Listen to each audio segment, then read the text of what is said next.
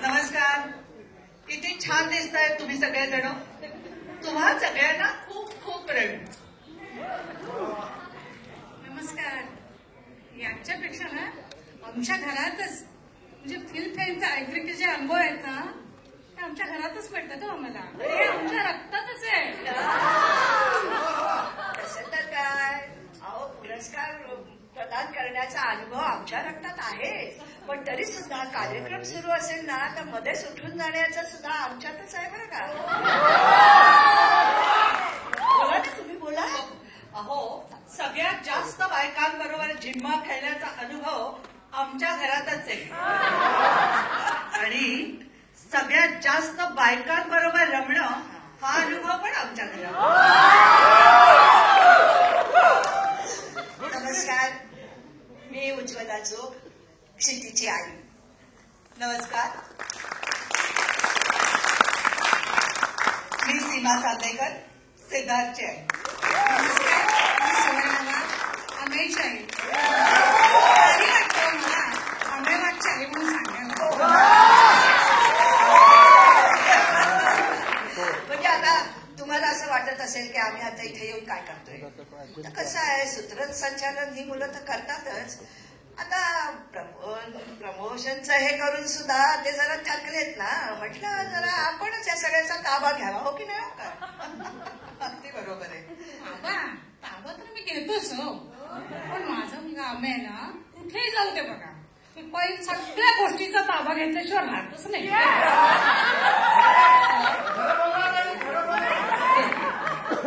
पण सांगू का या सगळ्या बाबतीमध्ये ना आमचा सिद्धार्थ बिचारा अगदी भाबडा आहे बरं.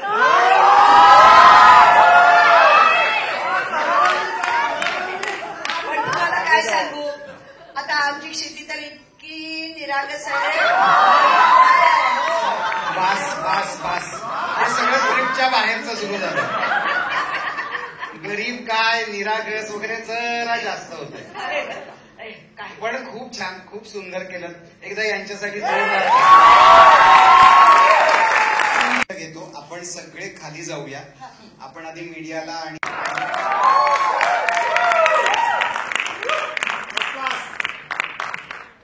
येऊ दे आजच्या निवेदिकांना येऊ दे. काय परडे किती घेतलाय. तुमच्यापेक्षा जास्त आहे. थांब सांगते थोड्या वेळाने. आमचं जे बक्षीस आहे ते समोर बसलेत ना त्याची किंमत होऊ शकते का सांगा. कसा वाटला तुम्हाला ट्रेलर. मस्त फारच सुंदर. पोरं कशी वाटतात. पोरं तर आणखीनच आहे. चांगली तेवढीच. आता मग एक गेम खेळूया आपण ज्याच्यामध्ये मला हे सांगायचंय की सिद्धार्थ म्हणजे मगाशी जे झालं की निरागस आणि भाबडा वगैरे काहीतरी तर लहानपणी सिद्धार्थ कसा होता? लहानपणी सिद्धार्थ असाच होता, भोळा भाबडा निष्पाप. जसा आता आहे तसा. हो हो हो, ते असाच होता. आणि तेव्हाही मुलींमध्ये लोकप्रिय वगैरे म्हणजे सगळं तेच. हा, म्हणजे सिद्धार्थ एक तर लहान असताना खूप गोरा म्हणजे गुलाबी गोरा होता. हो. आणि याचा छान तब्येतीत होता. तर तेव्हा मला मुली विचारायच्या छोट्या छोट्या अशा, एक 14-15 वर्षाच्या, काकू मी हात लावून बघू का?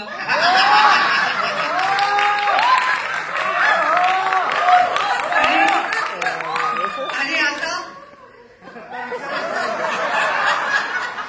न विचारताच याहून चांगलं रोस्ट झालंच नाही. आता आम्ही जिम्माच्या निमित्ताने फिरत होतो ना कुठे कुठे, तर बायकांपेक्षा सिद्धार्थला बॉडीगार्ड जास्त लागत होते. तेच एकदा हात लावून बघू का, तेच येते. एका फंक्शनला तर एक बाई ओरडल्या सुद्धा, हे शांत बसा नाही तर सिद्धार्थला जोडीन अंगावर. सिद्धार्थचं घरातलं लहानपणीचं टोपण नाव काय?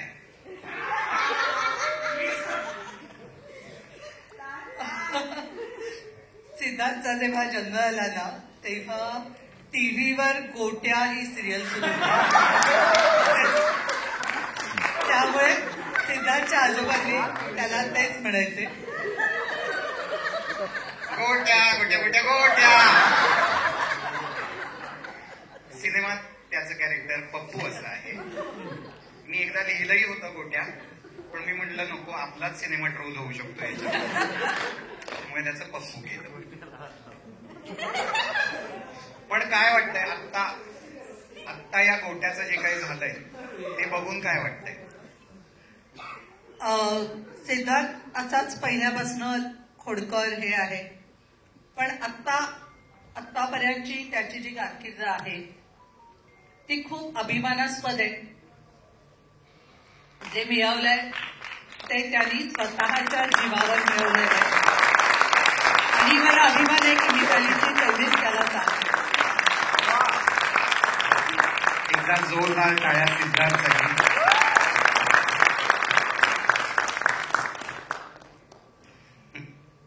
आता वाघाची आई अमेय तसा झोंड आउट असतो, म्हणजे आमच्या भाषेत, म्हणजे ना मध्येच तो असतो आपल्यात, मध्येच तो नसतो आपल्यात. तर हे काय लहानपणापासून असं असतो नसतो, लहानपणापासून. आणि चिडतो खूप. चिडला की चिडला तो, जोपर्यंत शांत आहे तोपर्यंत शांत असतो. आता आम्ही म्हणतो एकत्र फॅमिलीमध्ये बरीच भावंड त्याच्याबरोबर खेळत असायचे, आणि त्याच्याकडून कुणी आऊट झालं तर हा पटकन बॅट टाकून परती यायचा. मग मला ते काही कळायचंच नाही. म्हणजे तू वर का आलास तर तो सांगायचा, आई आता खूप मोठं भांडण होणार आहे. तू का नाही थांबलास? नाही बाबा मला खूप भीती वाटते.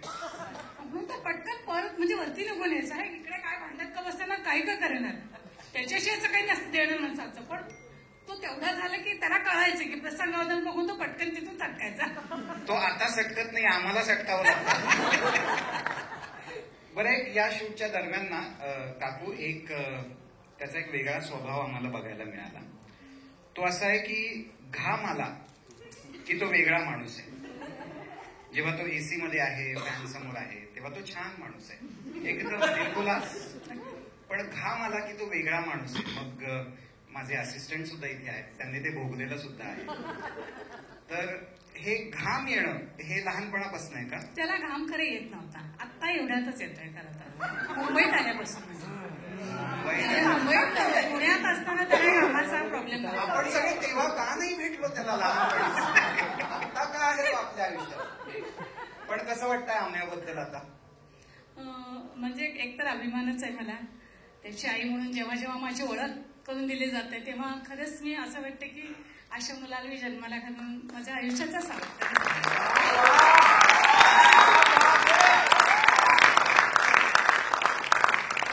या सगळ्याचे छोटे छोटे व्हिडिओज नंतर मला द्या, त्या पोरांना पाठवायला जरा. आता अत्यंत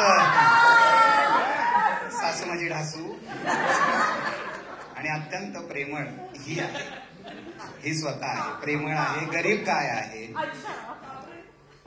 पण लेक ही अशी होईल असं अपेक्षित होतं, म्हणजे लहानपणी अशी म्हणजे जगात दरारा स्वतःचा किंवा नाही, अशी नव्हती. नव्हती. लहानपणी कशी होती? बडबडी होती, पण अशी सगळीकडे काय वगैरे असं करायचं.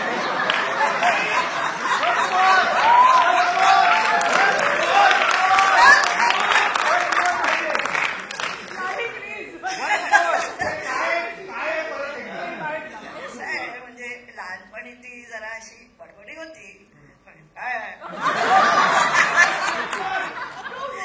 हा स्वभाव तसा नव्हता. पण आता काय झाली तशी होते ना. झाली. हा. आपल्या दोघांनाच माहिती आहे जे काय. बरं झालं तूच बोललास. पण क्षिती अशी सगळ्यांना ओरडणारी वगैरे असली तरी तुझ्याकडनं घेतलेला एक गुण आहे, ती अत्यंत प्रेमळ आहे. ऐकणे रे. हो म्हणा, हो म्हणा.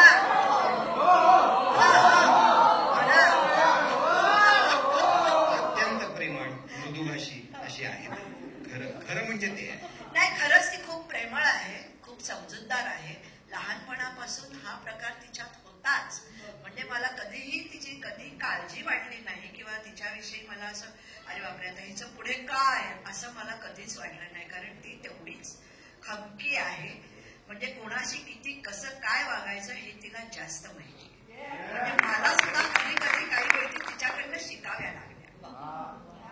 म्हणजे मी आई असून सुद्धा कुणाशी किती थांबते ना, गप ना, असं वगैरे सुद्धा ती मला सांगते की तू कशाला गेलीस, हे सुद्धा मी ऐकले. असं म्हणजे तिच्याकडचे तो एक गुण जो काही आहे तो खूप चांगला आहे. पण 12 वर्षापूर्वी एक माणूस तुमच्या आयुष्यात आला आणि ज्यामुळे ती नाव किनाऱ्याला लागली. हे नाही हा, असं मी अजिबात म्हणणार नाही हा. आज लेकीच्या बाजूने आहे, रात्री बसू तेव्हा नाही, आमचा हेमंत सुद्धा खूप चांगलं पोर आहे. म्हणजे काय की तो तिला इतकं समजून घेतो की ती जर चिडली तर पहिलं हो कळलं वगैरे अशा पद्धतीनं जे बोललं जातं आणि त्यामुळे ती सगळं विसरून पुन्हा पहिल्यापासून कामाला सुरुवात करते. ते सगळं क्रेडिट यांचं आहे. म्हणजे तिला खूप चांगला समजून घेणारा इतका चांगला नवरा मिळणं खूप भाग्यात असावं लागतं. बाकी कुठलीही क्लिप नाही दिली तरी ही क्लिप प्लीज ही लागेल आयुष्यभर. आणि आहे खूप चांगलं पोर आहे. म्हणजे मी माझा जावई असून नाही, म्हणजे अगदी खरोखरी हा जरी माझा जावई झाला नसता तरी सुद्धा मी हेच बोलले असते. आणि आता काय वाटतंय? क्षिती जोग निर्माती, 4था सिनेमा, फर्स्ट क्लास दाभाडे. हो ना, मला खूपच अभिमान वाटतोय की मी म्हणजे माझी मुलगी ह्या पद्धतीत इतक्या वरच्या लेवलला जाईल की म्हणजे ती प्रोड्युसर होईल. ती डिरेक्टर होते, ती प्रोड्युसर होते, ती इतक्या मोठ्या प्रमाणात तिच्या म्हणजे मी आता काय सांगू, मला बोलता सुद्धा येत नाहीये खऱ्या अर्थी. की मला माहिती नव्हतं ती एवढी प्रोड्युसर वगैरे आम्ही होऊ असं मला कधी वाटलं नव्हतं. हा डिरेक्टर होणार ह्याची तिला पहिल्यापासून हे होती, कारण ती लहान असल्यापासून कुठलं काय कसं केलं पाहिजे होतं, हे असं का केलं तसं का केलं सुद्धा प्रश्न विचारायची. म्हणजे तिच्या लहानपणीच्या खूप आठवणी आहेत या पद्धतीतल्या. म्हणजे असं होतं की एकदा एका नाटकात म्हणजे तेव्हा ती अगदी 3री 4थीतली मुलगी होती आणि ती त्या रिहर्सलला आली होती आणि त्या नाटकाची रिहर्सल जेव्हा चालली होती तेव्हा हिरोनी हिरोईनला असं उचलून घेतलं होतं आणि बेडवर ठेवलं होतं. तर त्याच्यावरती तिने हे काढलं होतं, पण तिने अजून चपला का नाही काढल्या. म्हणजे तिच्या चपला घालून ती बेडवर गेली हे 3रीतली मुलगी सांगते. म्हणजे तिचं किती लक्ष आहे आणि कसं डिटेलिंग आहे हे मी तेव्हापासून अनुभवते. अशा कित्येक गोष्टी आहेत की तिला जर कुठल्या रिहर्सलला नेलं, कुठल्या पिक्चर तिने बघितला हे असं का झालं, मग असं का नाही केलं आणि हे ती सांगायची. त्यामुळे तो हे तिच्यात आहे. पण आता प्रोड्युसरच झाले त्यामुळे मी काही बोलू शकत नाही ना बाई, मला पुढे तिच्याकडनं काम मिळेल की नाही. मी पण एक कलाकारच आहे ना, त्यामुळे मी जरा तेवढं सांभाळलं पाहिजे की बापरे म्हणजे मी प्रोड्युसर बद्दल असं बोलणं, डिरेक्टर बद्दल असं बोलणं, मग मला काम मिळेल की नाही याची मला भीती आहे ना. म्हणून मी डिरेक्टरला पण आमिरचं काय वाक्य होतं? स्टोरी टाकली होतीस इंस्टाग्रामला. इज्जत काढीन पण जेवायला वाढली. इज्जत काढीन पण जेवायला वाढीन, हे ब्रीद वाक्य. हो पण आहे पण ते तिच्यात आहेच. वा. आम्हाला माहिती. म्हटलं ना आहे. या आहेत रिअल आया, पण या सिनेमात जी रील आई झालेली आहे निवेदिता सराफ, प्लीज तुम्ही इथे या. तर आता ही जी 3 मुलं आहेत, निवेदिता मावशी तुझी, सिद्धार्थ, अमेय आणि क्षिती, सेटवरती सगळ्यात वाढ कोण होतं? नाही ग माझी लेकरं ग, किती ग होळी नाही ग, किती ग शहाणी माझी पोरं होती, तुला काय सांगू मी आता. हो रे, खरंच खूप शहाणी होती. पण मग एक किस्सा झाला होता, सिद्धार्थनी तुझ्या नावाने तुला हाक मारली होती, ते काय होतं? अरे आमचं सिद्धार्थवर मी भरपूर काम केलंय, एक नाटक केलंय. तर असं तर माझं कधी काही स्लिप ऑफ टंग झाली किंवा काही चुकलं तर मी आत विंगेत येऊन सांगायचं, सिद्धार्थ आजचा प्रयोग तुझ्यासाठी. कारण असं काही झालं की त्याचे खूप प्रयोग तो करतो. म्हणजे आपल्या सगळ्यांना माहिती आहे. आत्ताही लगेच त्याचे प्रयोग तो खूप करतो. तो इतकं मस्त करतो की आपल्या चुकीपेक्षा त्या आपल्या चुकीचा अभिनय त्याच्याकडनं बघण्यात जास्त मजा येते. सो असं सीन होता, सिरियस होता. कुठे गेले काय गेले, त्यांचा दुसरा संसार आहे. असं तो धावत येतो माझ्याकडे आणि म्हणतो, मम्मी, हे सगळे मला मम्मी म्हणतात त्या, मम्मी. एकदम मला सिरियस असा, निवेदिता ताई. त्याची क्लिप मात्र तुम्हाला द्यायची आहे, ती आपल्याकडे आहे, राखीवमध्ये आहे. आणि अमेय आत्ताच बोलतो ना, रागीट नव्हता. मग सेटवर कसा होता अमेय? कसं करते नाही ग, खूप ग गोडतो. माझ्यासाठी काय काय मागवून द्यायचं असेल नाही, थोडस तरी खाल्ल्यात त्याला जागवायला लागेल म्हणजे अमेय. पण अमेयचं सर्वात महत्वाचं म्हणजे त्याचं सीन असला ना की ज्याच्यात तर असं बोलायचं, तसं सिन्सिअर असला की तो असा फिरायचं. आपण त्याला आता आणि मला काहीतरी बोलायला जा माझ्याशी. अमेय ऐक ना, अमेय जरा सॉरी, आता निवेदिता ताईला तर काय म्हटलंच पाहिजे. काय लवकर काय ते मला जायचं असं आम्ही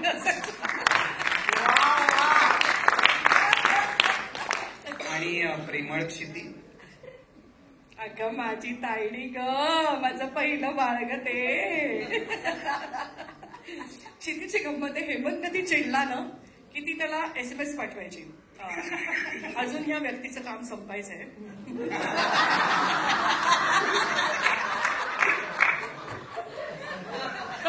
जरा अजून तुम्ही 4 दिवसांनी चिडू शकता, तर थोडे थांबा.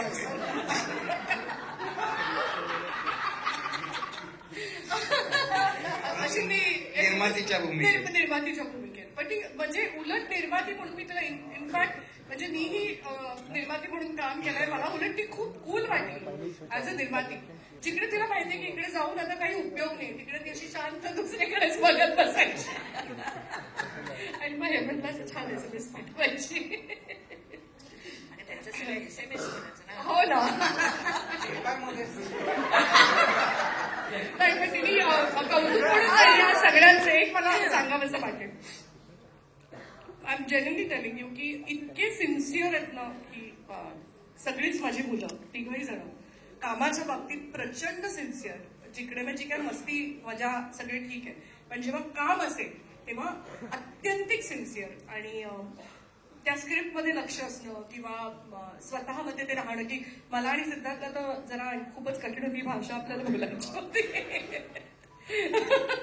आम्हाला भयंकरच कठीण जात होतं ते, पण त्याच्यामुळे खूप सिन्सिअर मुलं आहेत, अतिशय सिनियर्स, तुमचे जे काही सिनियर्स आहेत त्यांना रिस्पेक्ट देणारी मुलं आहेत. सो चेष्टा मजा सगळी आहेच, पण त्या बरोबरीने त्यांची सिन्सिअरिटी, त्यांचं कामाप्रतीचं त्यांचं असणारं प्रेम, कामाप्रतीचं प्रेम जास्त महत्वाचं आहे की जे तुम्ही करताय त्याच्याबद्दल असणारे डेडिकेशन आहे, तुमचं लव्ह टुवर्ड्स युअर वर्क. हे I hats off to all of them आणि hats off to Kshiti for being a amazing producer.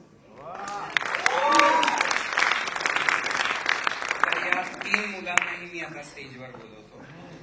Amey वाघ, सिद्धार्थ चांदेकर, क्षिती जाऊ. थँक्यू म्हणायचंय हेमंत तुला आणि क्षितीला, कारण माझी आई अक्कलकोटची आहे, तिला कुठेतरी लहानपणी बहुधा ऍक्टर व्हायचं होतं. ते स्वप्न तिला पूर्ण नाही करता आलं म्हणून ते माझ्या मार्फत तिने पूर्ण केलं. तिची इच्छा होती स्टेजवर यायची कधीतरी आणि माझी इच्छा होती की तिने कधीतरी स्टेजवर येऊन लोकांसमोर परफॉर्म करावं. ते ह्या सिनेमासाठी झालं याचा खूप आनंद आहे. तिला किती आत्मीयता या सगळ्याबद्दल चपला खाली काढून आली स्टेजवर यायला. त्यामुळे मला फारच आनंद झालाय या क्षणी माझी आई स्टेजवर येऊन परफॉर्म करते. तुला टफ कॉम्पिटिशन आहे पुढे अमेय, एवढं मी सांगते नक्की. आणि काय लहान आणि बहीणच वाटते ना अगदी. फिल्मफेअरचं अँकरिंग पुढच्या वेळेला केलं तुझ्याकडनं, बाबांच्या घरी आलं पण तुझ्याकडनं गेलं. सिद्धू, माझ्या आयुष्यातली प्रत्येक हिट गोष्ट ही माझ्या आईच्या हस्ते झालेली आहे. मग ते काही का असेल, माझं पहिलं घर असेल, माझी पहिली गाडी असेल, आणि मला असं वाटतंय पहिली बायको सुद्धा म्हणजे आहे ती बायको सुद्धा आणि मला वाटतंय पहिला भावंडांचा सिनेमा मी आयुष्यात केलेला आहे. आणि एकंदरीत रेकॉर्ड बघता याचं पण जर का म्हणजे याचं पण जर का आईच्या हस्ते झालेलं आहे तर हे ब्लॉकबस्टर आहे 100%. कारण माझी आई ती काही असं जगा वेगळं स्पेशल करायला जात नाही. तिच्यामध्ये असलेलं सर्व प्रेम ती तिच्या शब्दांमध्ये, तिच्या मेसेजेसमध्ये, तिच्या पाठी उभं राहण्यामध्ये ती ओतत असते ते. आणि त्यातनंच जी काही ऊर्जा आपल्याला हवी असते ती मिळत जाते. सो तिच्याशिवाय माझं कुठलंच काम पूर्ण होऊ शकणार नाही आणि तिच्याशिवाय मीच पूर्ण होऊ शकणार नाही. सो मला छान वाटलं. मी आईला स्टेजवर लहानपणापासून बघते, पण अशा कार्यक्रमात आणि सिद्धू आणि अमेयच्या आई बरोबर एक आई म्हणून तिने इथे येऊन करणं निवेदन मला खूप मस्त वाटलं. आणि इन जनरलच आयांनी हे केलं म्हणजे मला ह्याचं इतकं भारी वाटलं की रिअल आई, रिअल मम्मी, आम्ही भावंड, खूप खूप बरं वाटलं मला. थँक्यू हेमंतजी, आज तुम्ही हे घडवून आणल्याबद्दल. आज काही मिळालं नाही. सासू आणि लेक मिळून आज बहुतेक रात्री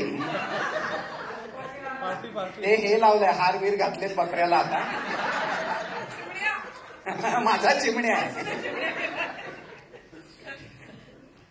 तर मीडियाला काही प्रश्न असतील तर आपण ते मी काय म्हणते की रिअल एक सेगमेंट होऊन जाऊ दे. ओके. फोटो तुमचा होऊन जाऊ दे आणि मग आपण अच्छा. सो मग पहिले फोटो घेऊया आणि मग नंतर प्रश्न घेऊया. तुम्हारा हो जाए तो मुझे बता देना.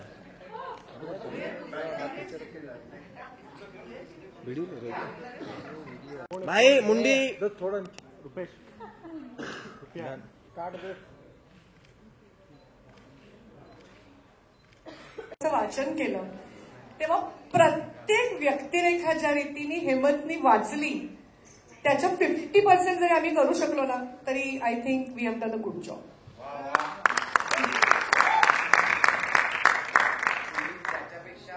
त्याच्यापेक्षा हा चालू आहे. बंद झालं. तुम्ही त्याच्यापेक्षाही जास्त छान काम केलेलं आहे आणि त्यामुळे सिनेमा अजून छान झालेला आहे. तो खऱ्या अर्थाने फर्स्ट क्लास झालाय तो तुमच्या कामांमुळे. सो आता काही मीडियाला प्रश्न असतील तर आपण ते प्रश्न घेऊया. सगळ्या अतरंग 3 मुलांच्या आईची भूमिका मी केलेली आहे आणि घरामध्ये कशी त्या आईला आपलं सगळं कुटुंब एकत्र असावं. आता ही भावंड भांडतात, एक घरीच यायला तयार नाहीये, काहीतरी कारणाने रागावलाय. एका मुलाचं पण असं चाललंय ही वडिलांची, ही आईची वडिलांची लाडकी, हा आईचा लाडका, माझं काय. सो तिघांचेही जे काही प्रॉब्लेम्स असतील किंवा घरातलं जे काही, तुम्ही सगळे एकत्र या, सगळे एकत्र राहा, सगळ्यांनी एकत्र जेवायला बसावं, सगळ्यांनी एकत्र असावं, ही तिची इच्छा आहे. ते अख्खं घर एकत्र धरून ठेवणं हे त्या आईचं बेसिकली तिचं काम आहे आणि तेच तिला वाटतंय, तीच तिची आंतरिक इच्छा आहे. आणि हे वाक्य तिचंच आहे, आता एकत्र यावंच लागतं. मी चित्रपटाचं म्युझिक आणि टीचर अशोक मामांनी बघितलं असेल त्यांची काय प्रतिक्रिया होती? अच्छा, हा राईट. त्यांनी असं म्हटलं की टीजर खूप छान आहे, आता सिनेमा बघूया. अर्थातच ते कौतुक फारच कमी करतात त्यामुळे. नाही नाही, पण टीजर खूप छान आहे असं बोलले. हेच केवढं मोठं कौतुक आहे. हॅलो. शिरूर तालुक्यातलं पिंपरखेड नावाचं माझं गाव आहे आणि त्याच्या आसपास मंचर, नारायणगाव, आंबेगाव तालुका, शिरूर तालुका, पारनेर तालुका, जुन्नर तालुका अशा भागात या चित्रपटाचं शूट झालंय. खरं तर खूप देखणा परिसर आहे, पण तो कधी एक्सप्लोअर झाला नव्हता. त्याचं कारण तिथे शूटिंगला लागणारं इन्फ्रा जे असतं ते नव्हतं कधी, आणि हा क्षितीचा हट्ट होता की हा चित्रपट आपल्या गावीच शूट व्हायला हवा. आणि आज तो शूट झालाय. प्रचंड आनंद होतोय की आपल्या हक्काच्या मातीत, आपल्या जमिनीत हा चित्रपट शूट करता आला आणि छान वाटतंय. आणि मला अमेयासाठी एक प्रश्न आहे. नाही, पाणी पिऊन घेतो, थांबते. वाघाची आई, तर वाघाची एक शिकार झालेली आहे एका हरणीकडून, तर वाघ अजून वाघच आहे का की त्याची शिडी झालेली आहे?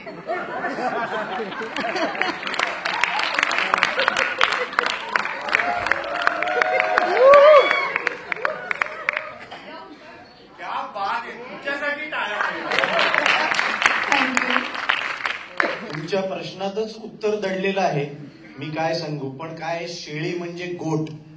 गोटचा फुल फॉर्म होतो ग्रेटेस्ट ऑफ ऑल टाइम. माझी शेळी व्हायला ओके. आणि शेवटचा प्रश्न तुझ्यासाठी आहे सिद्धार्थ. आईने कौतुक केलं मुलगा म्हणून, पण मला बायकोकडून ऐकायचं एक नवरा म्हणून तू कसा आहेस?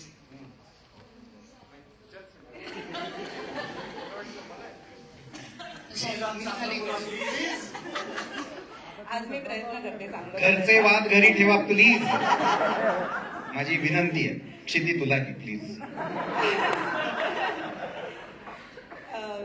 सिद्धार्थ आणि माझा हा पहिला चित्रपट आहे, त्याच्यामुळे नवरा म्हणून तर मी अनेकदा त्याच्याबद्दल बोललेच आहे वेगवेगळ्या इंटरव्ह्यूज मधून, की तो खरंच खरंच खरंच खरंच खूप चांगला आहे. मी अजिबात खोटं नाही म्हणत आहे.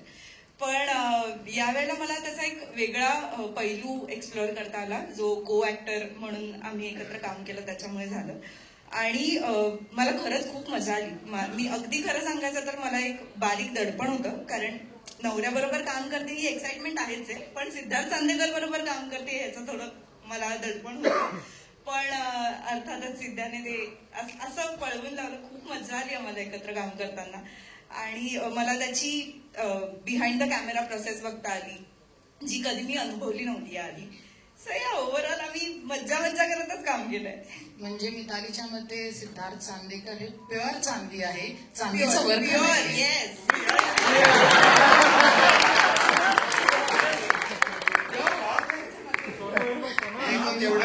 तेवढं वर्कही करतो, त्यामुळे आमची कामं काढून घेऊ नका. आम्ही 2 अँकर. तर हा माईक हवाय. माईक. तुम्ही रिअल लाईफ मध्ये ट्रॅक्टर चालवताय की असं? मी नाही चालवला, त्यांनी चालवला. काय बघितलं नाही का? पोस्टरवर. तर तुम्ही चालवलंय का खरं कधी ट्रॅक्टर? मी नाही चालवलंय, आणि तेव्हा मला चालवायचं होतं, हे दोघं नाही म्हणाले, ते घाबरले त्यांच्या जीवाला. पण मला एकदा, आता आमच्या गावी आमच्या शेतावर ट्रॅक्टर आहे, तर यावेळेला आता मी जेव्हा जाईन रिलीज वगैरे सगळं झाल्यावर, तेव्हा मी हा प्रयत्न करणार आहे खरंच ट्रॅक्टर चालवण्याचा. Thank you madam. आमच्या शेतात बिबट्या आहे, तो या प्रयोगामुळे नक्की पडून जाणार. बिबट्या गायब. मॅडम तुम्ही आईचा रोल करता तर तुम्ही नेहमी सगळ्या पिक्चरमध्ये मी आईचा रोल केलाय, कधी मुलाचा केला, ते तुम्हाला असं वाटत नाही कोणता वेगळा रोल करावा कधी? वडिलांचा कसा करणार?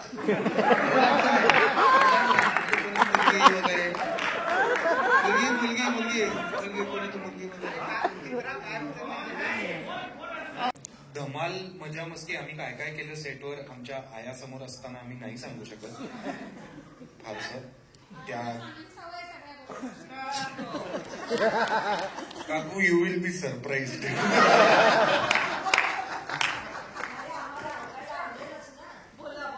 नको, कसं आहे आपण छान बोलतो एकमेकांशी, रोजच्या रोज फोन होतात. तुम्ही शांत बसा, तिघी जणी जातात, तुमचं झालंय सगळं. पण मजा मस्ती जी काही आहे ना ती आम्ही कामात सगळ्यात जास्त केली. म्हणजे कॅमेऱ्याच्या मागे जे काही आम्ही काय टाइमपास असेल किंवा जोक्स करणं असेल, हा तर याच्याशिवाय चांगलं शूट, याच्याशिवाय चांगलं युनिटी होऊ शकत नाही. मजा मस्ती करणं, एकमेकांची गप्पा मारणं, याच्याशिवाय चांगला क्रू तयार होऊ शकत नाही. पण आम्ही सगळ्यात जास्त मजा ही कॅमेऱ्यासमोर केलेली आहे. आणि सगळ्यात जास्त एन्जॉय म्हणा किंवा जे काही तुम्ही भावंड सगळ्यांची भावंड एकत्र आल्यानंतर जे काही अनुभवता ना, ते सगळं आम्ही कॅमेऱ्यासमोर अनुभवलेलं आहे. आणि सिनेमाच्या शेवटच्या दिवसापर्यंत खरंच अशी ही माझी सख्खी बहीण झाली होती आणि आम्ही माझा सख्खा भाऊ झाला होता. कारण आम्ही इतके गुंतलो होतो एकमेकांमध्ये की खरंच जर का आम्ही खरंच सख्खे भाऊ बहीण असतो तर हे असेच असलो असतो असं वाटलं. शूटची रॅप पार्टी असते की नाही, म्हणजे शूट संपलं आणि आता मज्जा ये, तर हे भलत्याच मूडमध्ये होते ती काही. आम्ही तर ऑलमोस्ट डोळ्यात पाणी वगैरे होतं. त्यांनी सेलिब्रेटच केली नाही ती रॅप पार्टी, आम्ही आमचेच करत होतो सेलिब्रेट. बहुतेक त्यांना ते आपण उद्यापासून एकत्र नसणार हे जरा खात होतं बहुतेक. मला वाटतं की ती धमाल मजा जी ऑफस्क्रीन चालू असते ना, ती आमच्यासाठी चांगली असते. पण खरं जर तुम्ही ऑन कॅमेरा जे काम करता ते जर तुम्ही एन्जॉय करत असाल तर सिनेमा चांगला होतो आणि लोकांना तो बघायला मजा येते. पण 2 किस्से मला छोटेसे मी सांगतो. एक सीन असं झाला जिथे मला डोळ्यात पाणी होतं आणि असं सगळं बरंच काय काय होतं. तर ते हेमंतला कॅमेरा समोर बघून ते इतकं त्याचा त्रास व्हायला लागला की आपला मित्र आता एवढा त्रास करून घेतोय स्वतःला, त्याच्या डोळ्यात पाणी आहे. त्यांनी घट्ट येऊन मिठी मारली तर त्यांनी माझं सांत्वन करणं अपेक्षित आहे, तर मीच त्याचं सांत्वन करत होतो की इट्स ओके, झालाय आता सीन. त्याच्याही डोळ्यात पाणी होतं. मग त्यांनी गालावर एक पप्पी दिली आणि म्हणला की छान वाटलं रे, इतक्या वर्षांनी आपण एकत्र काम केलं. ती माझ्यासाठी मी असं म्हणेन की हेमंत बरोबरची सगळ्यात अप्रतिम मोमेंट होती. आणि एकदा माझा एक सीन झाला आणि त्यानंतर सिद्धार्थ असं सगळ्यांची जेवणाची ऑर्डर घेत होता. तुला काय हवंय आज, तुला काय हवंय, तुला काय हवंय, हे ऑप्शन्स आहेत.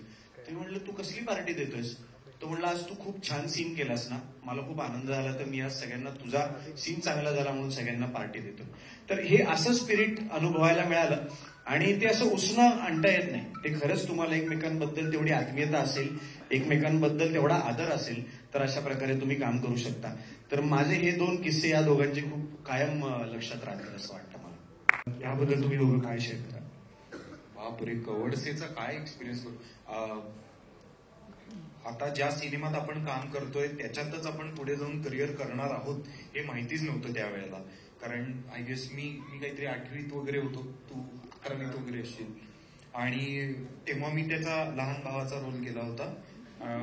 म्हणजे मी सुबोध भावे यांच्या लहानपणीचा रोल केला होता आणि आम्ही आणि मकरंद अनासपुरे यांच्या लहानपणीचा रोल केला होता. पण माझा सिनेमा नाही येते 2 दिवसांनी, मला 16 दिवसांनी येतोय.